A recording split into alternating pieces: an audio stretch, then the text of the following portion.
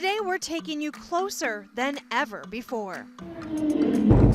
From the newborn babies to the zoo's biggest cats and everything in between. Get ready for a wildlife experience like no other. So today's exam was an ultrasound examination. So sit down and get comfortable as we look inside the Woodland Park Zoo.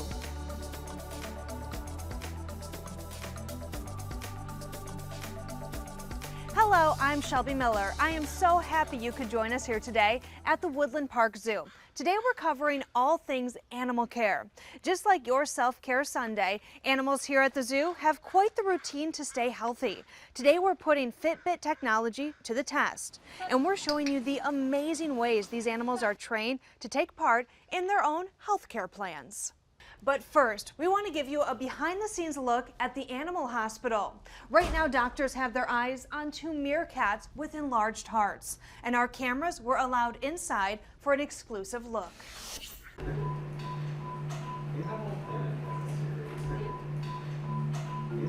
So the procedure earlier today involving two of the meerkats, that would fall into our preventive medicine program.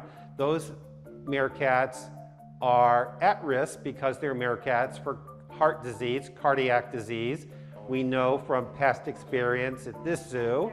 So today's exam was an ultrasound examination looking specifically at their hearts, looking at their contractility, heart size, how well they were outputting the blood flow in and out of the heart. And that kind of falls into the last trimester of their life. So an animal that's under anesthesia, like the meerkats this morning, we use a monitoring equipment that monitors their heart rate, their respiration rate, their EKGs. This one is dedicated to the operating room. There's another one that's in the treatment room that was used on the meerkats. And we're only as good as the equipment that we actually have. And this helps us monitor the animal throughout the duration of the anesthetic period. This is the radiograph from one of the meerkats that we worked on today. So this is a digital film, and this is one meerkat under anesthesia laying on its side. The radiograph was taken, and then we actually see here the animal's heart. We are zooming in here, and I'm looking at this structure here, which is the heart, and you can see the bones. This is the backbone, and this heart is slightly enlarged for an animal of its size. That's step one in the evaluation of this meerkat's heart. And the rest of the anatomy is all very interesting to me as well. You can see this metal here in the abdomen because this meerkat was spayed at one point. You have to focus on the whole patient, starting from one end to the next. You can see the anatomy, the bony anatomy especially, of this meerkat. And this would be the right hock or the right foot. And it looks like this meerkat has some arthritic changes that create some soft tissue swelling that we're seeing. So even though we're evaluating the heart, we're looking at the whole patient. And so this is not something we can reverse, but we can manage the discomfort or the pain associated with the arthritis in this meerkat's foot, which is as big as my little finger. So pain medications, reduced exercise, weight management, sometimes some of those rehab medicine interventions that we talked about, like acupuncture or cold laser therapy, will make this meerkat more comfortable as a result. In the parking lot behind the animal hospital, you'll find a crucial tool that you might not think of when it comes to animal care, and that's an ambulance. Vets here say they are lucky to have one. This isn't just for medical emergencies. This is also a portable doctor's office, helping to treat animals of all shapes and sizes.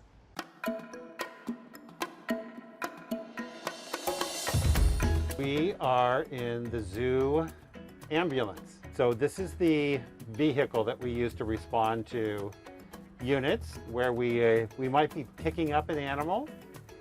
Ambulance gives us flexibility, which is really critical. But without an ambulance, we are scrambling.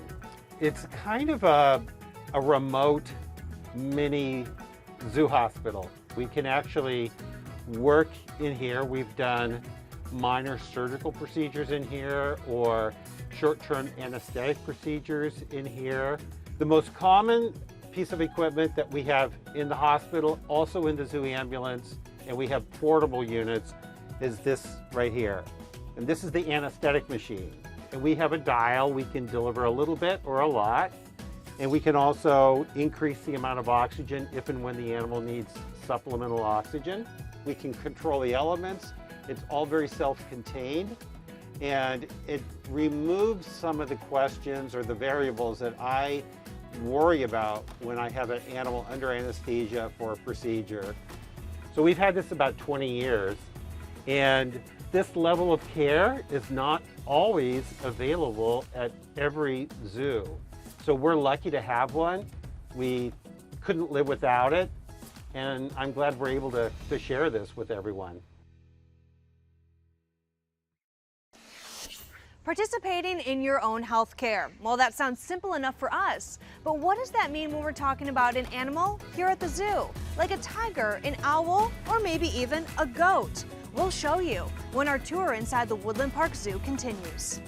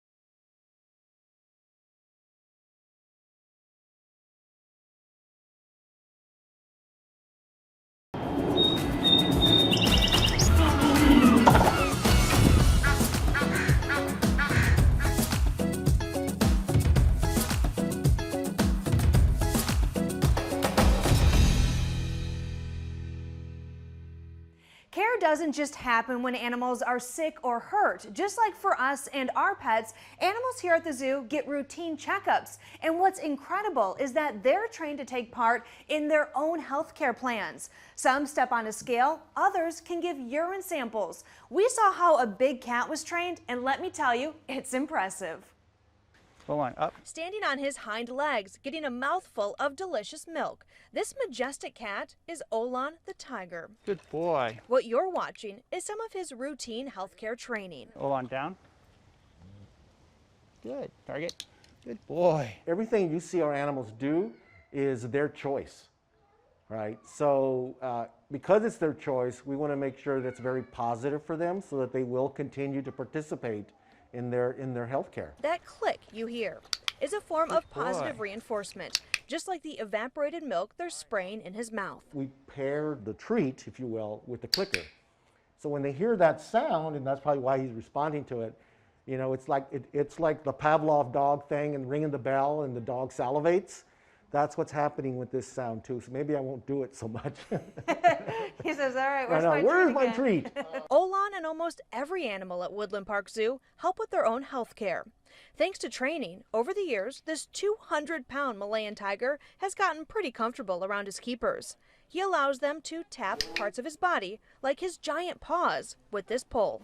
This is what we call a target in the target pole. And essentially this is a pool float.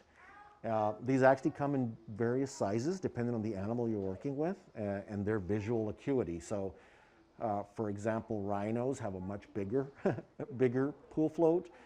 Some animals like our small rodents or meerkats have a little bitty pool float. This teaching encourages animals to lend a hand during routine physical exams, vaccinations, and more. Some animals, for example, are primates, our gorillas. Many of them are trained to give us blood samples.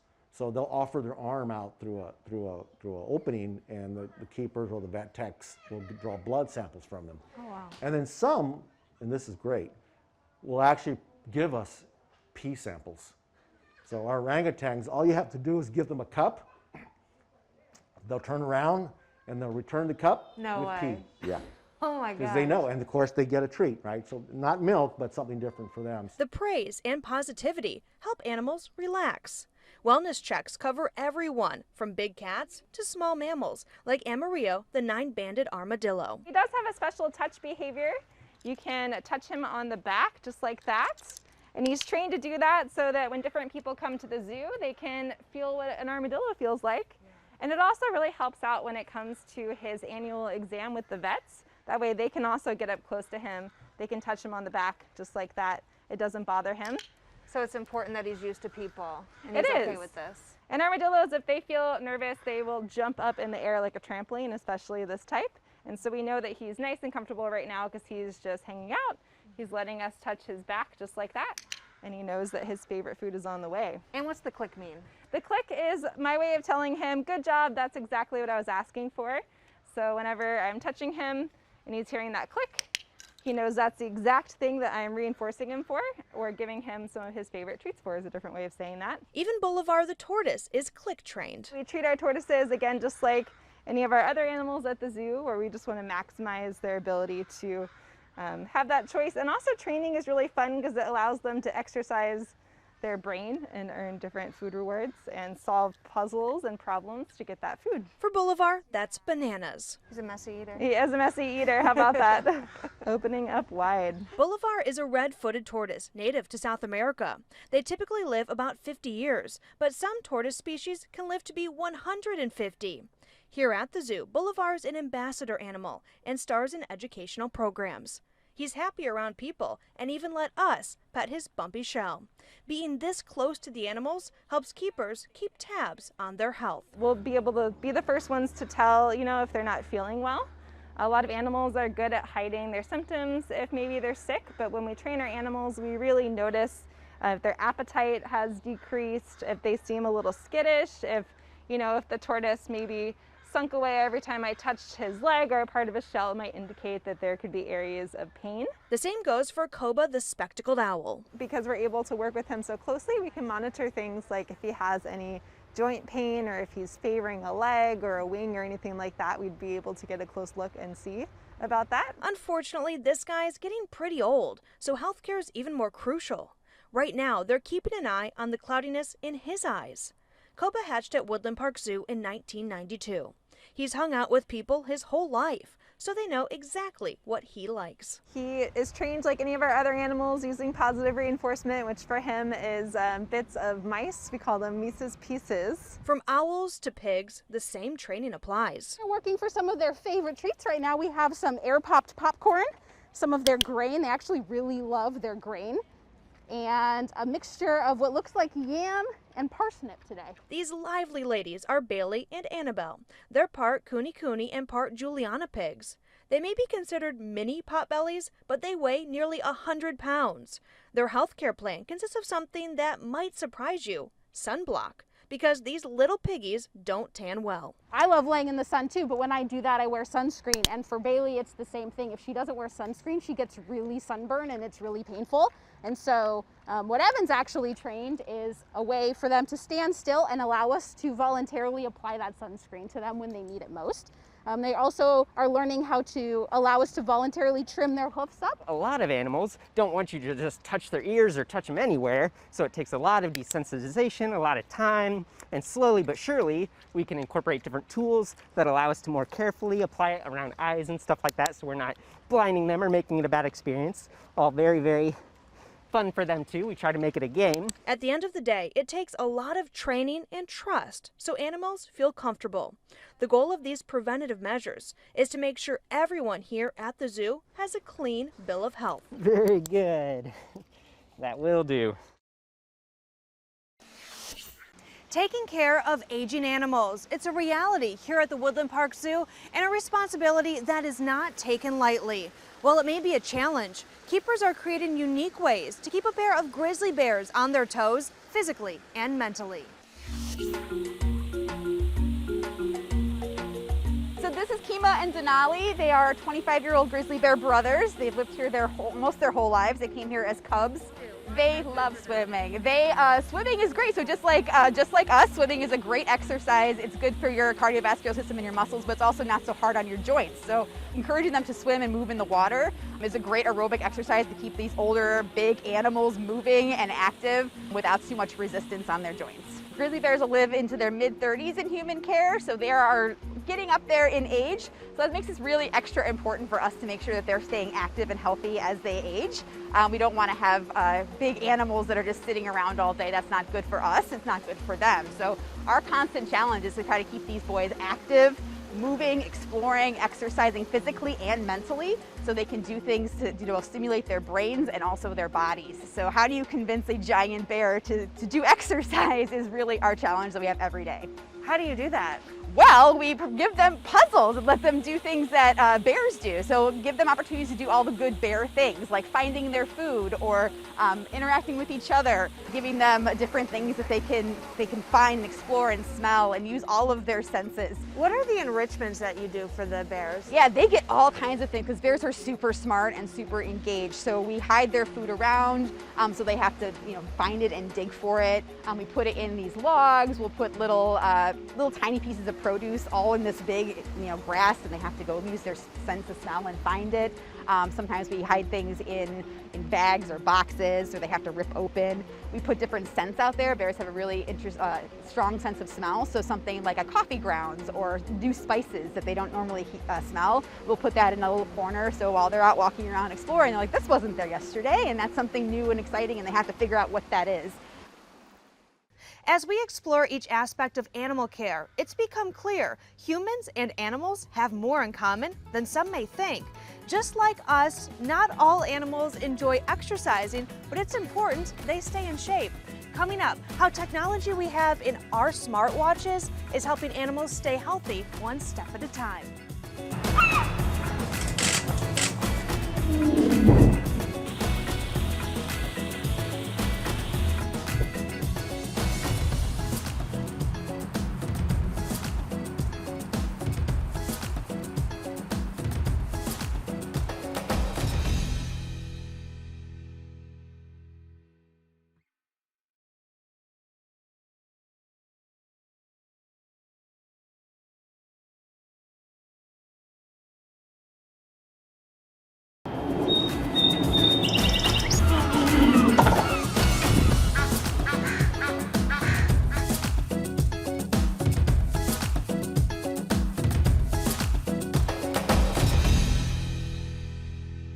Walking around the zoo, and before you know it, your Fitbit will start buzzing. 10,000 steps add up quickly when you're having fun.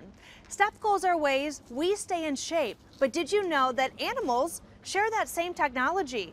They have fit barks, and it's a way keepers are helping sheep up their training programs. Scurrying through the alleyway, hopping over little hurdles. These ladies are working hard to get their favorite snacks. Good job! Meet Sophia and Loren. The 5-year-old sheep sisters live in the Woodland Park Zoo's family farm, alongside their goat friends. They enjoy grazing, snacking on leaves and shrubbery. But recently, zoo staff realized the ladies had put on a few pounds. A few years ago, we noticed that both girls were looking a little bit heavy and could use to lose a little bit of weight. They both looked like they were maybe 10 pounds heavy for what an ideal body condition would be for them. Their nutrition was on point, but their exercise regimen could use some work. So the zoo's lead vet thought, why not put activity trackers on the sheep? These bone-shaped devices on their collars are fit barks. The technology has been vetted and validated for dogs. They have lots and lots of science behind it, but they've never really tried it in other species. It's the same type of technology you have in your smartwatch, but it's kind of tough to track steps on a 4-legged animal. So Sophia and Loren get activity points. Their goal is 8,000 a day. Obviously, if they exercise more, they're going to lose weight. We all know that. That's not rocket science. The really interesting part of this and what's made the FitBarks really valuable is maximizing the keeper time. There's only so much time that keepers have. And how do you encourage, like if we ran the sheep all day long, they would totally lose weight, but nobody has time for that. And also the sheep don't want to do that all the time. So how can we be the most efficient with our time? These are called A to Bs. The sheep run from one keeper to the other, jumping over hurdles in between. It's a simple and effective activity the girls actually enjoy. When you lose that much weight, it's easier for you to get around.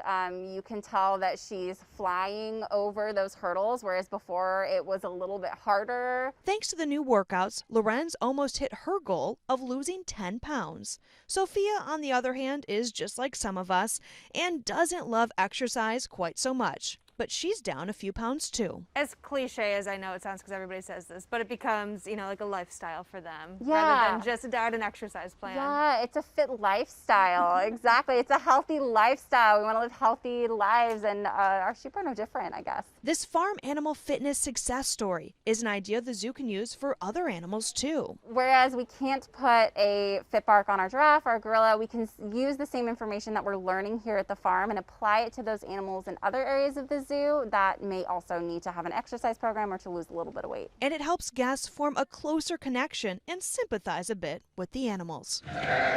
Everybody's on this weight loss journey. We all understand what that means. And it's great to say, yes, they're sheep, but they're not just like the sheep. Like they have their own needs and wants and weight loss journeys too. As you can see, caring for these animals takes a lot of commitment, both from the keepers and from the animals themselves. Zoo staff work around the clock to make sure these animals are thriving. Coming up next week, we have even more surprises to show you, including the massive meal prep it takes to keep everyone well fed. We'll reveal that some elements inside an animal's exhibit aren't always as simple as they seem. And we'll take you inside a rhino spa, which is as impressive and relaxing as it sounds. If you want to learn more about the Woodland Park Zoo, just head to their website. You can also come enjoy a day at the zoo yourself. We cannot wait to come back here to the zoo, but unfortunately, that's all for us today. I'm Shelby Miller, and this has been your inside look at the Woodland Park Zoo.